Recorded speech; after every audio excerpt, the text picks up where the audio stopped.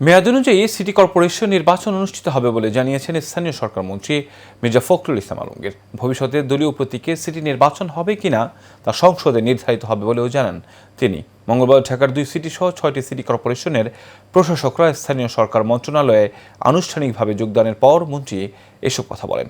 বিস্তারিত নূর মোহাম্মদ ভিয়ার রিপোর্টে। শূন্য হওয়া ঢাকা উত্তর এবং দক্ষিণ সিটি কর্পোরেশন সহ 6টি সিটিতে প্রশাসক নিয়োগ দিয়ে গেল 22 ফেব্রুয়ারি প্রজ্ঞাপন দেয় স্থানীয় সরকার মন্ত্রণালয়।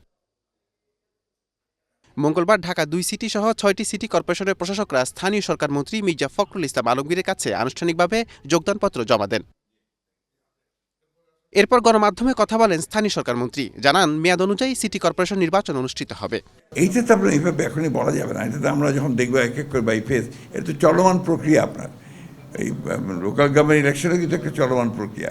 কখনো মেয়াদ শেষ হয়, আবার হয়, ইউনিয়ন পরিষদে তাই হয়, আপনার উপজেলাতেও তাই হয়। সুতরাং এটা ইটস এ কন্টিনিউয়াস প্রসেস। আস্তে আস্তে চালু হবে, নতুন ইলেকশন হচ্ছে, আসবে, প্রশাসক আসলে অ্যাক্টিভ হবে।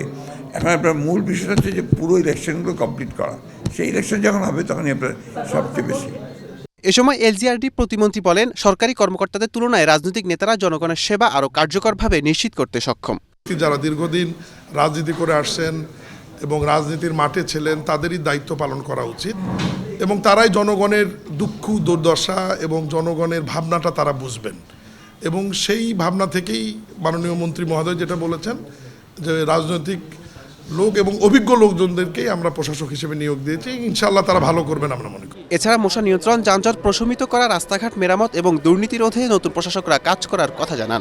আজকে এই সিটি কর্পোরেশনগুলোতে আমাদেরকে দায়িত্ব দেওয়া হয়েছে এবং আমরা চেষ্টা করব যাতে জনগণের যে ভোগান্তি এবং জনগণের যে সমস্ত দাবি দেওয়া সরকারের কান পর্যন্ত পৌঁছে নাই, আমাদের চেষ্টা হলো যে আমরা চেষ্টা করব জনগণের সাথে থেকে সেগুলো অনেকটা সমাধান করা।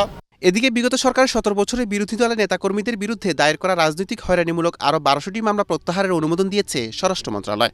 রাজনৈতিক উদ্দেশ্যে এরকম মামলা দেয়া হয়েছে, এগুলো সত্যিকারভাবে যেগুলো রাজনৈতিক উদ্দেশ্যে দেয়া, এগুলো যাচাই বাছাই করে পুনরায় রাজনৈতিক মামলাগুলো প্রত্যাহারের বিষয়ে আমরা আর একটা উদ্যোগ নিচ্ছি এবং এটা যাতে কোনো অপব্যবহার না হয় সেজন্য যথেষ্ট সতর্কতা অবলম্বন করার জন্য কি করা যায়, কিভাবে যাচাই বাছাই কমিটি করা যায় সেগুলো চিন্তা করছি। এটা নূর মোহাম্মদ ভূঁইয়া, এশিয়ান টেলিভিশন, ঢাকা।